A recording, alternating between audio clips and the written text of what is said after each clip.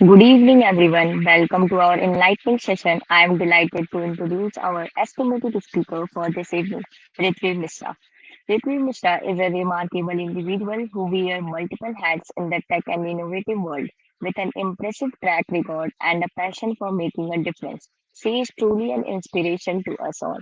Ritvi Mishra is a multifaceted tech enthusiast celebrated as a maker for her creative problem solving and MLH Coach for her mentorship in the world of hacking, and the Gold MLSA, highlighting her dedication to fostering and a vibrant tech community through learning and knowledge sharing. Ritvi will introduce you to an exciting topic that lies at the intersection of innovation and technology, Dyte and IoT. Without further ado, the stage is all yours, Ritvi. Hey folks, how's it going? How are you doing, Mansi? I'm doing fine. How has your day been? Are you tired? Did you have college today? Yeah, I have a college till 5 and I've come to that session now. Wow, sounds like a very tedious day. I can't imagine you actually looking forward to the session today. All right, I am good to go. I am going to keep it short and sweet because I'm not doing any hands on demo today. I'm just going to walk you all through some concepts regarding HLS, diet, and then I'll just take up questions on IoT if you all have any. Otherwise, we don't have to cover IoT if there aren't any questions. Uh, people in the comments, if y'all, I keep taking names if it hasn't when y'all ask questions, so keep them coming. I usually do not miss out on chat at all. All right, Mansi, I'll need your help in pulling up my slides. Can you do that? Yeah. Awesome. Okay, so do you want to stick around, Mansi? Because I do a lot of question and answer while I'm presenting. Yeah, yeah, Awesome. sure. Thank you. Okay, so let's get started. Let me find my slides. All right, so you already gave a really good introduction for me, so I'm not going to bother with that. But hi, folks, I'm Ritvi, and we are live. So, this is something like I like to do in all the sessions I take, regardless of the topic. We do an interactive intuition exercise where I ask you the concept, to tell me what you think of the concept, the first thing that comes to your head, right? It does not have to be correct, it does not have to be the definition, it's the first thing that pops in your head when you hear the concept that we're going to be covering. So today, what we're covering is live stream. So Mansi, what's the first thing that comes to your head when you hear the word live stream? It can be funny, it can be whatever is the first thing that comes to your head. The first thing that in my mind that came is my nervousness that goes to boost level, and yes, my I'm very so much nervous, and after that I got comfortable into that. That is my point. That is awesome. I like so see you connected it with your experience of live streaming. Right. So that's Yeah. great. That's awesome. That's a great answer. The answers I usually get is YouTube. One of my favorite answers is Omegle. So I don't know if you know about Omegle, but it's a interesting platform. Let's just leave it at that, right? Awesome, folks. So we have a general idea. So the reason why I do this exercise is it usually helps you all form a good idea already. So you all already know what I'm going to be talking about, more or less. You all already have a pretty good understanding in the back of your head. With this, now you'll be able to connect the dots slightly better, if not much better. All right. Okay, this is my favorite PPT theme that I use. This is a Google template, which is recipes template. I like looking at food. I like eating food, so I like keeping it around while I am presenting. All right, awesome, folks. So live streaming is basically HLS. All right. Do you want to take a shot at what's HLS, Mansi? Uh, Actually, I don't have a knowledge about HLS. That's okay. That's okay. Come up with the first thing that comes to your head. HLS, the three letters. Expand it however you like.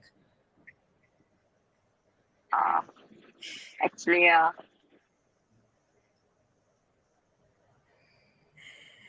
All right, that's okay. I'll give you points for effort. All right, so HLS translates to basically, I HTTP live streaming. you looked it up. Sneaky, Yeah. you looked it up. But okay, good job. Yeah, that's what it is. So live streaming is basically HLS, and we usually do the same intuition exercise with HLS, but I don't see a lot of people responding. So let's just move on. All right. So this is what we're going to be covering today. We'll be covering what's video terminology. You already know most of the words. We'll just go over them again for the sake of revision. Then this we'll cover what's exactly HLS. We'll look into how Dyte works. We won't be doing the actual adding of the live streaming today. So it's nice, short, and very informative. All right. Awesome. Let's dive into the answers. Video. All right. These are some terms associated with video. Mansi, how many do you know? Oh, Uh, Anmol's on this. Hi, Anmol.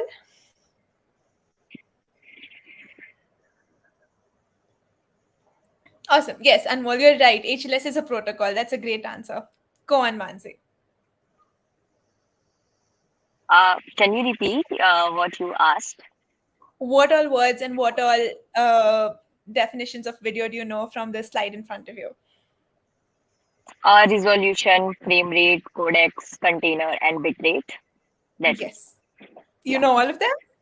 Awesome. No, I know about resolution and about little bit about container also, but not so much. That is great. Container is actually very rare. People rarely know about container, but awesome. So resolution is basically your data size in the end, right? Because the higher the resolution, the higher the data. Graphical, Raji, what's that answer?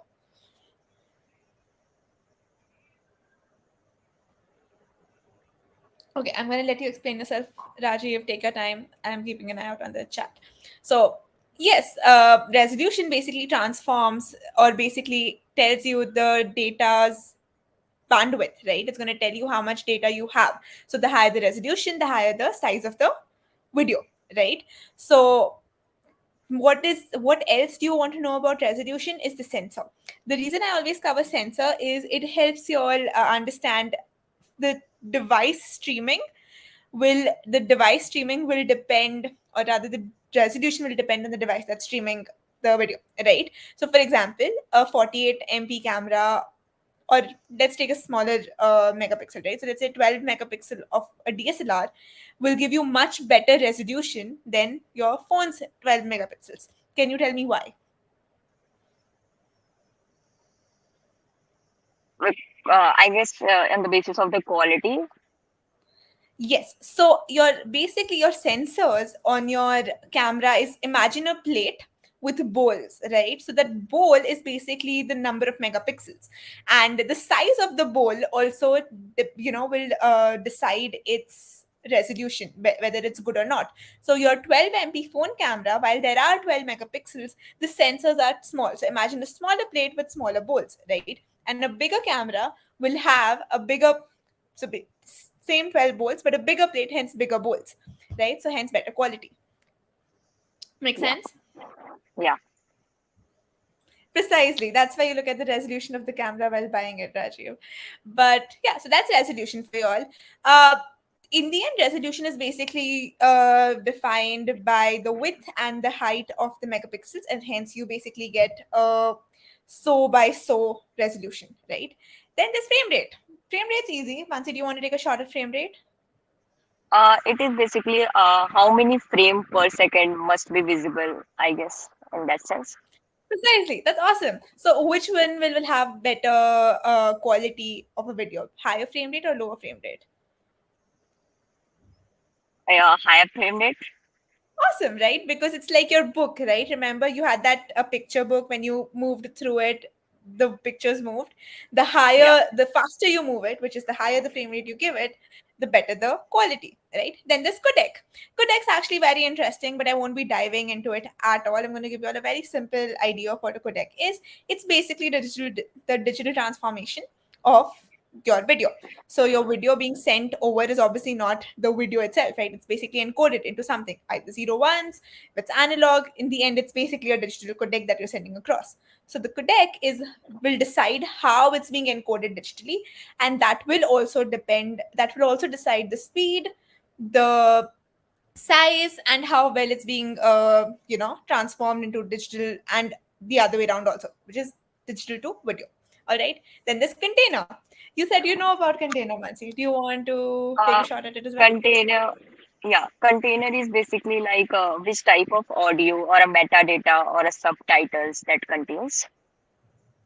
That is a great answer, precisely. So a container is basically uh, the format of your the format of your video decides the container, how will it be, right? So where the subtitles are, on in what order you're getting the different sets of information the video might contain.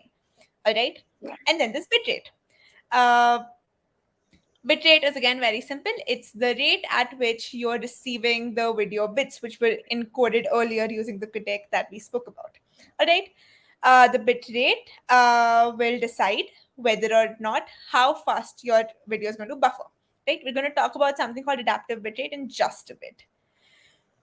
Awesome, folks. Let's move on. So HLS origin story. HLS has a pretty interesting origin story. So back when the entire world was using Adobe Flash to stream its videos and send videos across the internet, Apple, as usual, had its own tantrum and decided, you know what, this is too mainstream for us, so we'll come up with our own protocol, and we'll send video across the internet using HTTP, which no one was using. So they came up with HLS. Even today, the most documentation is maintained by Apple.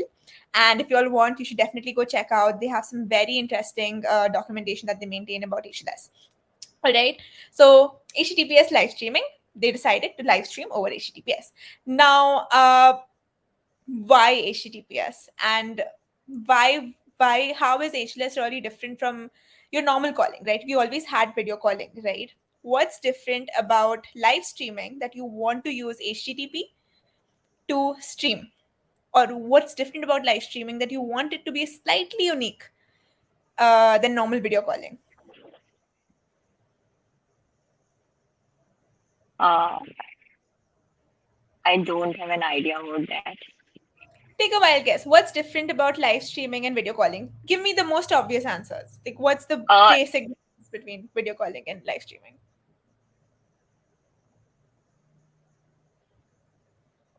Live streaming, we go live and connect with many peoples, and video calling is basically we can connect to limited peoples.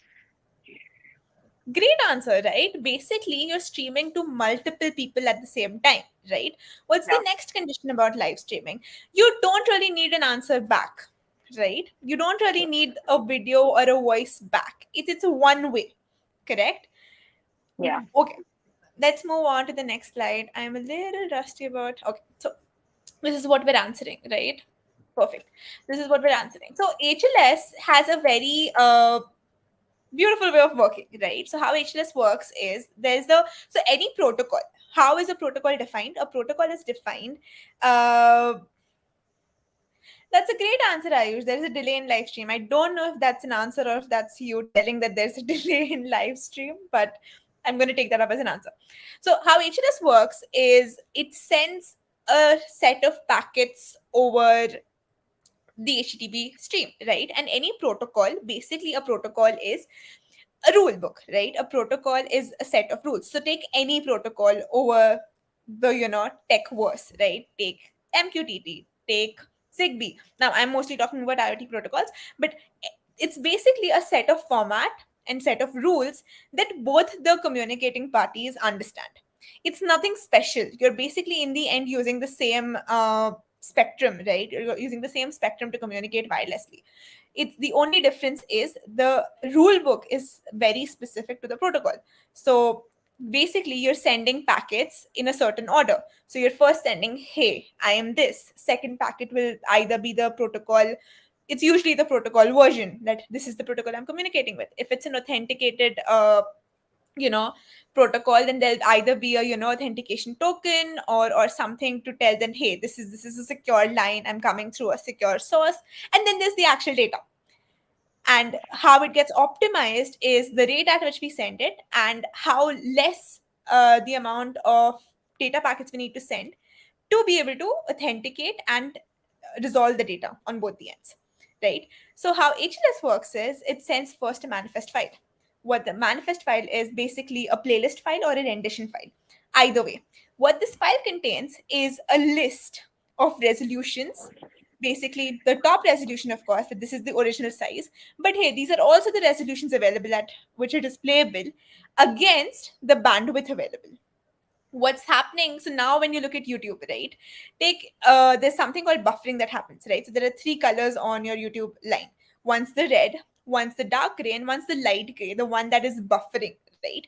So how an HLS video works is the video is broken down into 10-second data packets, right? These data packets now always load at once, so that 10-second is going to be bunched together, which means that if your resolution, so now you have a list of resolutions, you have your video broken down in 10 seconds, right? You also have the bitrate against the resolution, which means if depending on the bandwidth that you have of the internet, it will decide the resolution it's going to give to you and give you the video. Which is why when you put your YouTube on auto, it randomly keeps going through different qualities with the best available resolution against the bandwidth that it has. Make sense? Yeah. So that is what is adaptive bitrate, right? Because it's adapting to the resolution or to the bandwidth that you have to give you the best available resolution. Now, if you select the resolution that you want, there is a higher buffering, right? Because now it's going to have to get that specific bitrate or have that much time to get that much data according against the bitrate to get the data, right? Yeah. So that's HLS, right? And the reason why HLS is more adaptive or more suited to live streaming than video calling is because remember, when you have 100 people or any number of people really joining your stream, they're joining from different regions, they're joining from different bandwidths, and you want everyone to be able to get the information at some point, if not at the same time, right? So that's HLS, folks. That's live streaming for you all. And how does Dyte do it? So Dyte, I don't think I introduced Dyte yet. So I'm currently a developer advocate at Dyte, and basically I work with applications that usually need to add live streaming or add video calling and assume use cases, right?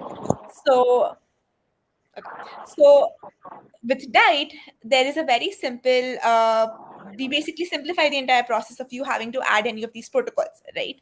So in the back, we have a server that's doing all the hard work, right? It's doing all the streaming, it's doing all the protocol packaging, it's doing all the manifest file, everything it's doing on the back. What you're basically doing is you're calling the SDK in the front end, the UI kit in the front end, sending an authentication token, and that's all you need to basically connect to the server and start streaming over whatever platform you want. And of course, there's something called RTMP, which helps you stream over multiple platforms at the same time, right?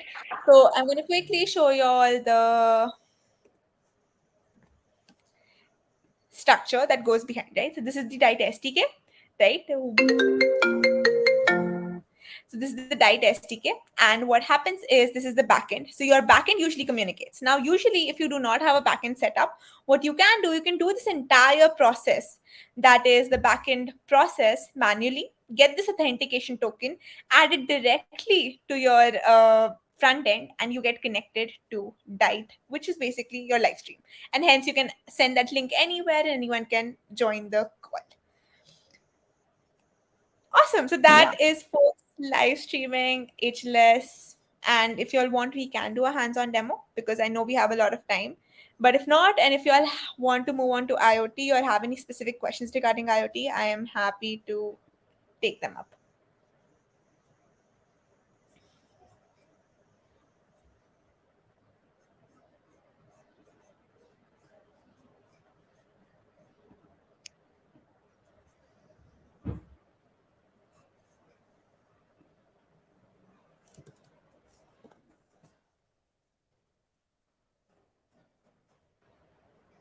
All right. I don't see any questions coming in.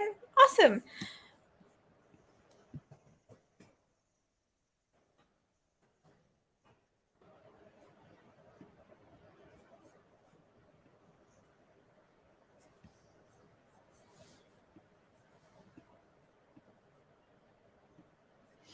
All right, Mansi, what is your tech stack? Uh, I've learned Java and I'm doing front. I've completed my front end and doing work back end and web development. So in web development or Android development only? Web development. Awesome. What do you use for front end development? HTML, CSS, and JavaScript. Do you use any frameworks? Do you have any Uh, favorite frameworks? Actually, I'm learning backend in React, Node.js, etc. All right, so you're using Node.js for backend and you're not using any Yeah. frameworks for front end. That is very brave.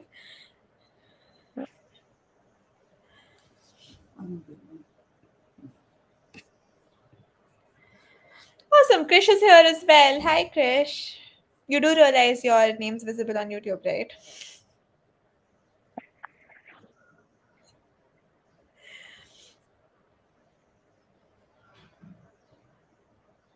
All right, folks, since we do not have any questions and I do not see any interest in the hands on demo, we can close the stream. Or if you want, we can do a hands on demo. Krish, I'm no longer in Pune. I'm in Bangalore, so I still have to do my fancy setup here.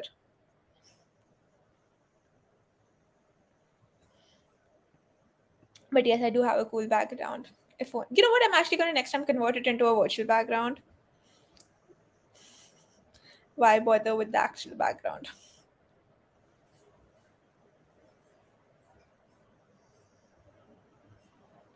Yeah, I don't know about that. Maybe another couple of months, maybe by the next GSW, if I do end up streaming.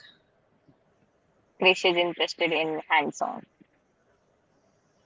All right, so I'll quickly take you over the hands-on. It's very simple. Oh, you made an IoT business card. That is amazing. Is that the NFC card that you all have?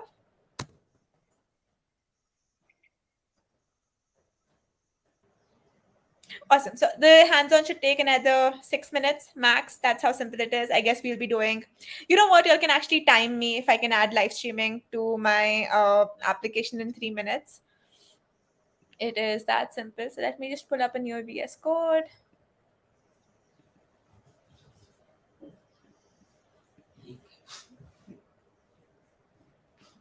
And I'm going to stop sharing. And Mansi, I'm going to need you to share my entire screen now.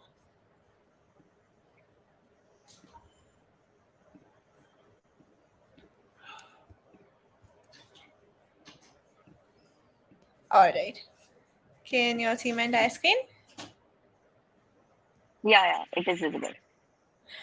Awesome. So let's get started. So this is Dyte.io. Mansi, I'll send you all the links later because if I go to StreamYard now, it will go into a infinity mirror. All right. So Okay, I'm okay, going to fine. So this is Dyte.io, folks. If you all are following along, feel free to do so. It's very simple. Okay, I haven't done any prep today, so we'll be debugging together. All right, so I'm gonna click on Start Building here. You all can also go into the docs that are there. We'll go from here. So I'm gonna continue with Google.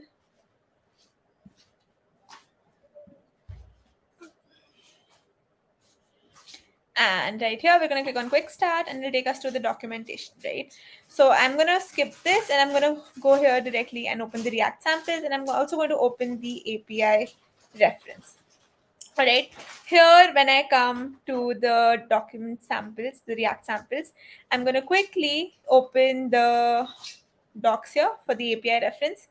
And I can also go directly to the APIs. So when I go to the API reference, you all can see that you all can read through this later. When I do it, you all can follow along with me. So we just need to go, we need these two APIs. I'm going to open this. I'm going to open this. So what we're basically doing is we're doing remember the entire diagram that I'd shown you all? Let me go to that diagram again. So this is the documentation. And if I go to live streaming, I'm going to go into concepts. So this is the diagram that we were looking at, right? So this is the backend. And I said that we can do this entire step manually, right? So this is what we're going to be doing. We're going to initiate a UI kit that Dyte has already made for us in the React samples, run it, and add the authentication token in the URL directly because we don't need to add it in the app itself, right? So we're going to create a meeting using Dyte API. We're going to get the meeting ID. Then we'll send the meeting ID to the participant API. We'll get the authentication token. We'll add the authentication token to our application, which we're simply running from the GitHub Git clone, and we'll have live streaming enabled. All right. So let's go to our API. This is live streaming and my API keys will be shared. So folks, I expect you all to be nice to my API keys. Not that you all can exploit it in the first go, but I still expect you all to be nice to it. Right, these are my API keys. I'm simply going to copy my organization ID. This is the first create meeting API. I'm going to add the organization ID here. My API keys right here. I add it here. This is the payload that it's sending. So I can create a title and I can add things here. So my title is going to be Hack the Mountain. And these all things you all can let them be. And I think I can add a preset. It's okay. We'll look into presets later. So I'm going to simply, this is it. That's it. I'm sending the API request. And I've gotten success. And I need my meeting ID. So this is my meeting ID. And I'm just simply going to copy it.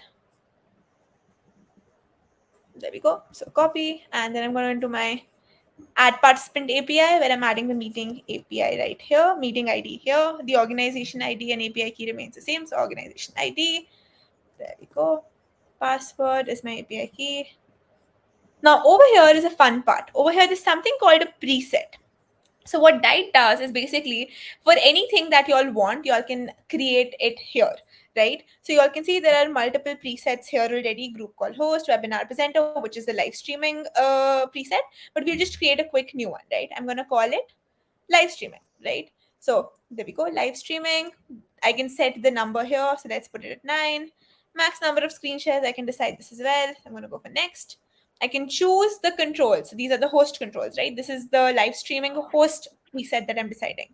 So I want to be able to kick participants. I want to be able to mute audio. I want to be able to update the participant preset. I can trigger recording and whatever. So I can decide the controls. I do not have to get them right. And you can make as many presets as you want. And there we go, right? And I can create interactive components like polls. I can even decide the color over here of the meeting that I want. That's how simple it is. This is the examples. If I go here and select a green color, there we go.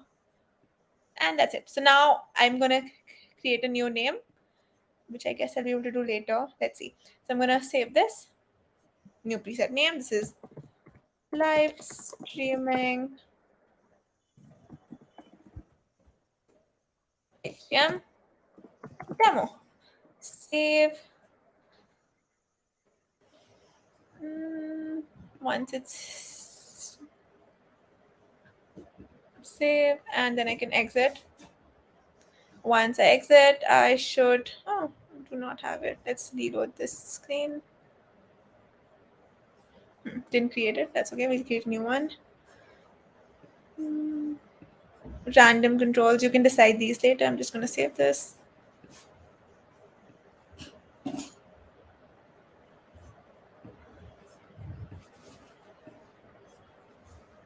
And there we go. Now it's created. So I just need to copy the live streaming demo string. So string, copy. And then I go back to my participant API and I can paste it right here. So CLV. And over here, I can create the default name. So over here, it will be HTM macros, right? And I can have a custom participant ID as well, which can also be HTM, right?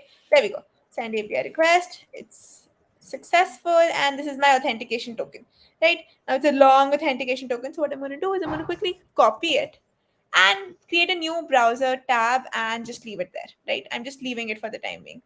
I'll be adding something at the starting later. Let's go back to our React samples repo. I'm going to first click here. I'm going to clone this. I'm going to open VS Code. I'm going to open my terminal. I'm going to create mkdir htm cd htm. And I'm going to do a quick git clone. cd React samples. And these are the samples that I have, right? So I'm going to quickly go into the samples and we'll see what samples we have available here. Is my screen visible, Mansi? Can you confirm if it's big enough Yes, for the yes. screen? Yes, Awesome. it is visible. Perfect. So now these are the UI kits already created, right? So I usually go for the simple one, which is the default meeting UI. Y'all can also try FaceTime, which is also fun. So I'm just going to go into default meeting UI. LS again. You all know the drill. When you all are running a demo app, just do an npm install.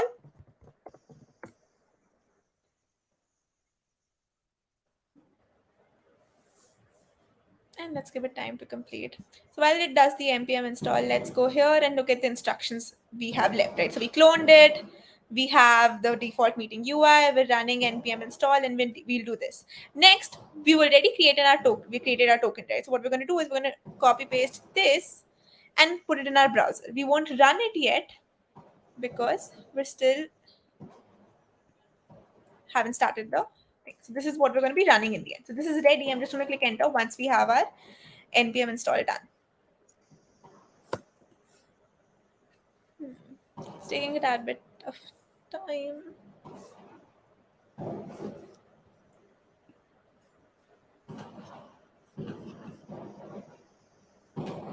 There we go. It's done. We're going to do an npm run start. Was it start or dev? Let's see. Npm run dev. Awesome. So now I'm just going to go to my browser. Remember the authentication token we created, the local host that's already running, and click enter. Allow. No. There we go. We have HTM hackers. That's the default name. And once we join, we have Hack the Mountains is the name of the live stream, and hide, and then we can of course leave it. So that's it, folks. That is all of your live streaming. We just added live streaming to a React application in what, 7ish minutes. It is really amazing. So yeah, it's actually that simple. And yeah, of course, it's, if you have a full-fledged application, it takes a little more planning and a little more effort, especially to connect your backend if you're not giving authentication tokens manually.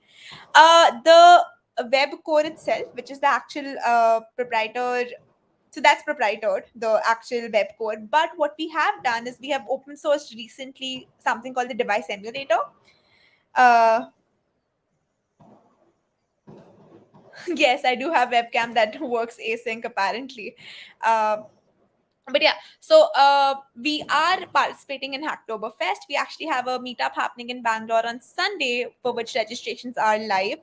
And yeah, we're participating in Hacktoberfest. And if you all are interested in contributing to open source, we are, of course, all our sample apps are open source. So you all can go update the UI, create your own sample app, and add it to the repo. Or we have a really cool repo called the device emulator, which is specifically to test video applications.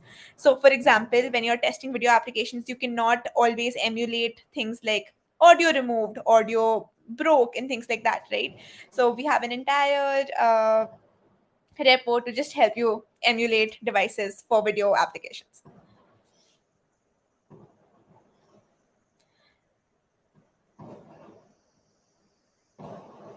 Awesome. That's it, folks. I'm going to stop talking. Awesome, Krish. I look forward to your contribution to our repos then. I'm going to quickly open the. I'll share a couple of repos with you all in that case if you all are interested. Is that okay, Mansi? Yeah, we can. Perfect. So I'm guessing this is going to be recorded, right? So people can follow the. Yeah, it will be available after the live stream also. Perfect. So I've shared it in private chat because I can't access the comments. Mansi, I'm going to need you to copy paste it. Okay.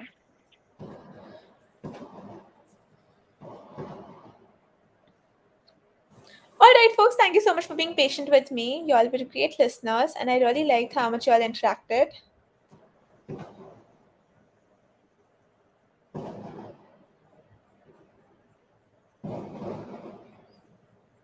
If there is any question, you can ask, and we will answer all the questions. Well, thank you, Krish. Krish is the one who sent me the invite for this, and I'm so glad I turned up.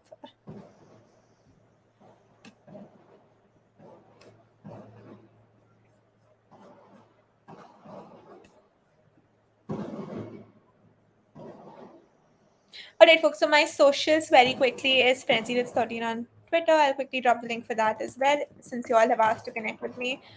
Uh, I'm gonna drop that in the private chat as well, Mansi. Yeah.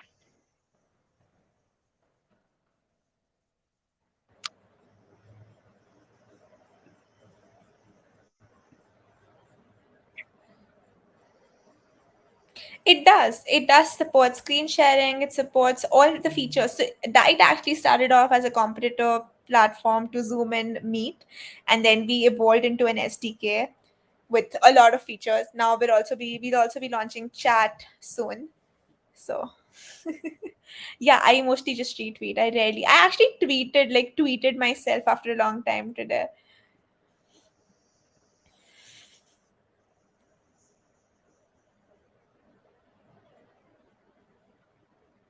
All right, folks, great. If you all have any further questions, feel free to reach out to me on Twitter or LinkedIn.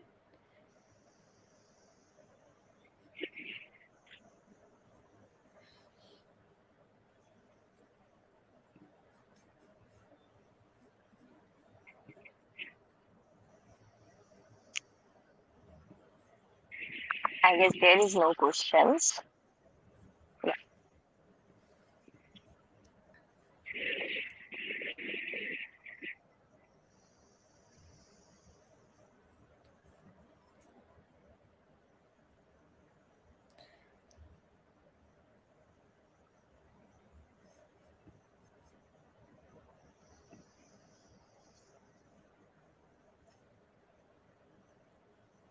Okay, so we can wrap up now. And thank you, Ritvi, for an inspiring and insightful session. Your expertise, passion, and dedication to the tech community and truly commendable. We have gained valuable knowledge and motivation from your presentations, and we are grateful for your time and wisdom. Your contribution are making a positive impact on all of us, and we look forward to more opportunity to learn from you in the future. And thank you so much for coming and sharing your knowledge to us. Sounds awesome. I'm glad I could make it. Someone's asked if there's a Discord for Diet. Yes, there is. I've shared the link. The HTM folks will share it ahead with you all. I hope to see you all Yeah, in I'm Discord. okay. Yeah,